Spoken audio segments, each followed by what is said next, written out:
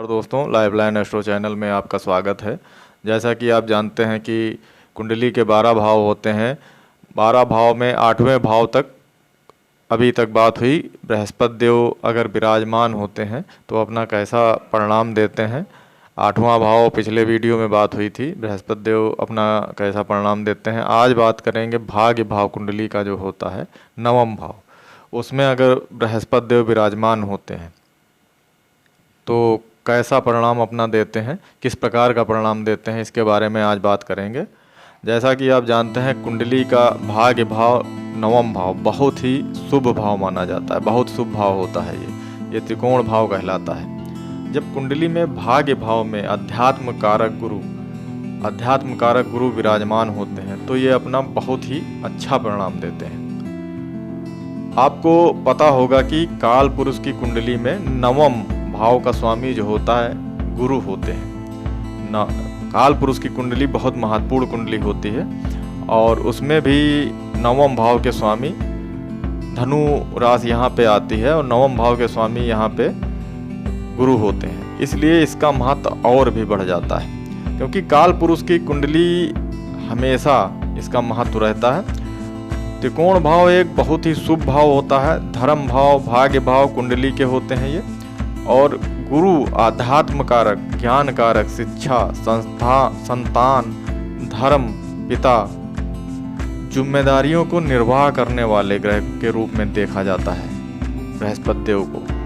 इसलिए भाग्य भाव में जब गुरु विराजमान होते हैं तो अपना एक बहुत पॉजिटिव रिजल्ट देते हैं। फल दीपिका पुस्तक है और भी पुस्तकें हैं, उनमें इसके बारे में विस्तार से बताया गया है। फल दीपिका पुस्तक में भी इसके बारे में श्लोक नंबर 16 में बताया गया है कि अगर 9वां भाव में गुरु विराजमान होते हैं तो अपना किस प्रकार से परिणाम देते हैं, इसके बारे में चर्चा है। फल दीपिका पुस्तक के भाव फलाध्याय में इसके बारे में बताया गया है। भाव फलाध्याय में इसके बारे में बताया गया है कि अगर 9वां में गुरु होते हैं तो व्यक्ति जो होता है बहुत प्रसिद्धि पाने वाला होता है, बहुत प्रसिद्ध होता है। ऐसा व्यक्ति काफ़ी नाम होता है उसका, इस प्रकार से इसमें बताया गया है। इसके अलावा ऐसा व्यक्ति जिसके 9वां भाव में गुरु विराजमान होते हैं, ऐसा व्यक्ति जो होता है धन व पुत्र युक्त होता है। धन उसके पास मतलब भर का धन होता है, धन से परिपूर्ण होता है वो, और पुत्र से भी युक्त होता है, ऐसा बताया गया है। इसके साथ में गुरु यहाँ पे होते हैं। गुरु एक धर्म कारक ग्रह माने गए हैं और ये धर्म भाव कहलाता है। त्रिकोण भाव 9वां भाव भाग्य भाव होता है। इसलिए यहाँ पे अगर गुरु होते हैं विराजमान तो ऐसा व्यक्ति जो होता है धर्म के प्रति उसका झुकाव ज़्यादा रहता है, उत्सुकता उसकी धर्म के प्रति ज़्यादा रहती है, ऐसा भी देखा गया है आमतौर पे। लेकिन कुछ चीज़ों को देखना, अगर आपकी कुंडली में यहाँ पे गुरु बैठे हैं, विराजमान है, तो कुछ चीज़ों को देखना बहुत ज़रूरी होता है, उसके बारे में चर्चा करना बहुत ज़रूरी होता है। क्योंकि अगर 9वां में आपके कुंडली में आपकी लगन कोई दूसरी है, अलग अलग लगने हैं और सेम रिजल्ट नहीं मिल रहा है आपको यहाँ पे अगर गुरु विराजमान है, तो इसलिए यहाँ पे ये चीज़ें देखना बहुत ज़रूरी होता है। क्योंकि कुंडली में अगर 9वां भाव में गुरु बैठे हुए हैं तो वो किस अवस्था में बैठे हुए हैं। कुंडली में गुरु यहाँ पे विराजमान हो जाना और अपना प्रभाव बहुत अच्छा देना कोई ज़रूरी नहीं है कि यहाँ पे गुरु विराजमान हो जाए तो अपना अच्छा ही प्रभाव देंगे। अवस्था अगर उनकी ठीक नहीं है, डिग्री सही नहीं है, तो वो अपना शुभ परिणाम नहीं दे पाएंगे। इसलिए उनकी अवस्था देखना बहुत ज़रूरी होता है। 12 अवस्थाएं होती हैं, जैसा कि आपको पता होगा कि ग्रह जो होते हैं इनकी 12 अवस्थाएं होती हैं। 12 अवस्थाओं में अगर ये सही शुभ अवस्था में नहीं बैठे हुए हैं यहाँ पे, तो अपना जो इनकी पॉजिटिव रिजल्ट देने की क्षमता है उसमें कमी आ जाएगी। तो इनकी अवस्था देखना बहुत ज़रूरी होता है। हमारी पुस्तकें जो हैं उसमें ज़्यादातर पुस्तकों में विद्वानों ने बताया है, उसमें विचार किया है, ग्रह जो होते हैं 12 भाव होते हैं कुंडली में। 12 भाव के हिसाब से अलग अलग भाव में कैसा अपना रिजल्ट देंगे, अच्छा देंगे या बुरा देंगे, भाव फल के हिसाब से ज़्यादातर पुस्तकों में बताया गया है। लेकिन कुछ पुस्तकें ऐसी हैं जिसमें अवस्थाओं के हिसाब से भी विचार किया गया है इनका। अगर कुंडली में अलग अलग अवस्थाओं में ग्रह बैठे हैं तो उनका विचार कुछ पुस्तकें ऐसी हैं उसमें किया गया है, इसलिए अवस्थाओं के हिसाब से विचार करना बहुत ज़रूरी होता है। अब यहाँ पे बैठे गुरु फलदीपिका के अनुसार यहाँ पे अगर गुरु बैठे हैं तो उसमें दिया हुआ है कि श्लोक नंबर 16 में इसमें बताया गया है कि ऐसे व्यक्ति मंत्री पद तक प्राप्त होता है। ऐसे व्यक्ति को अगर राजनीति में है तो उनको मंत्री पद तक प्राप्त होता है ऐसे व्यक्ति को। तो ये सही है, इसमें कोई गलत नहीं है, क्योंकि यहाँ पे बैठे गुरु अपना बहुत अच्छा रिजल्ट देते हैं, क्योंकि ये काल पुरुष की कुंडली में इसी राशि में गुरु की राशि आती है, इसलिए यहाँ पे बैठे गुरु अपना बहुत पॉजिटिव रिजल्ट देते हैं। लेकिन इनकी अवस्थाएं जो होती हैं, हर व्यक्ति की अपनी अलग लग्न होती है, अलग कुंडली होती है, तो उस कुंडली में आपकी कुंडली में अगर यहाँ पे गुरु बैठे कोई ज़रूरी नहीं कि वो पॉजिटिव रिजल्ट ही दे, इसलिए इनकी अवस्थाएं देखना बहुत ज़रूरी होता है। यहाँ पे 12 अवस्थाएं होती हैं ग्रहों की। 12 अवस्थाओं में उच्च राशि के होते हैं, उच्च नवांश में होते हैं, और शुभ वर्गों में चले जाते हैं, नीच राशि के होते हैं, नीच नवांश के होते हैं, पाप वर्ग में होते हैं। इसी प्रकार से 12 इनकी अवस्थाएं होती हैं। नीच के होना, शत्रु नवांश में होना, तो इन बारीक चीज़ों का अध्ययन करना बहुत ज़रूरी होता है। इन बारीक चीज़ों का अगर आपने अध्ययन नहीं किया तो आपका जो फलादेश है, फलित आप कर रहे हैं, प्रेडिक्शन कर रहे हैं, उसका आपको सटीक फल आपको नहीं मिल पाएगा, क्योंकि अवस्थाओं के हिसाब से इनकी शुभता में कमी आ जाएगी, और अच्छी अवस्था में बैठे हैं शुभता बढ़ जाएगी।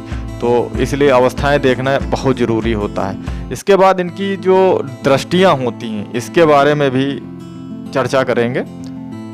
इनकी दृष्टियां जो होती हैं, लगन पे सबसे पहली दृष्टि, 5वीं दृष्टि इनकी लगन पे जाती है। लगन के बारे में बात करेंगे। 5वीं दृष्टि जो होती है, गुरु अगर 9वें भाव में विराजमान होते हैं तो इनकी 5वीं दृष्टि लगन के ऊपर जाती है। लगन कुंडली का बहुत ही मेन भाव होता है। कुंडली में आप जानते होंगे कि लगन अगर कमज़ोर हो जाती है, लगन कमज़ोर होना पूरी कुंडली वीक हो जाना होता है। पूरी कुंडली आपकी कमज़ोर हो गई।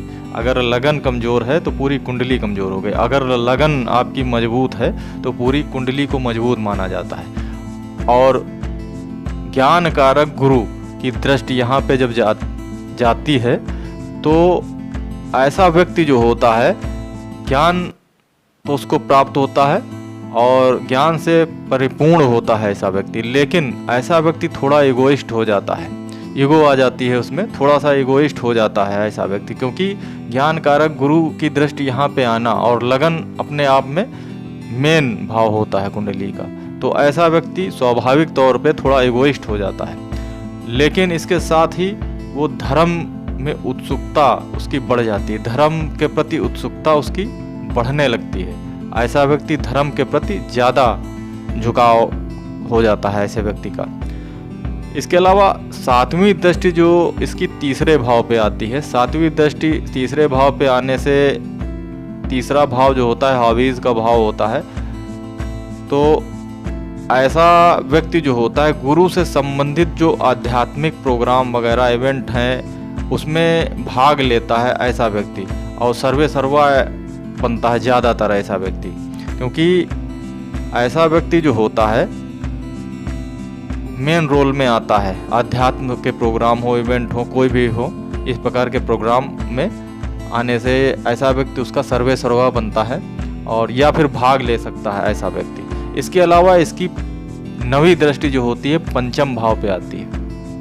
5म भाव जो होता है कुंडली का ये भी बहुत ही मेन भाव कहलाता है। 5म भाव शिक्षा का भाव होता है, संतान का भाव होता है। यहाँ पे गुरु की दृष्टि जब पड़ती है तो ऐसी यहाँ पे दृष्टि होने से ऐसा व्यक्ति जो होता है ज्ञानी होता है और धीर गंभीर व्यक्ति होता है। ऐसा व्यक्ति बहुत ही जो व्यक्ति होता है वो ज्ञानी होता है और संतान से युक्त होता है ऐसा व्यक्ति, क्योंकि यहाँ पे दृष्टि आने से बहुत अच्छा प्रभाव मिलता है उसको।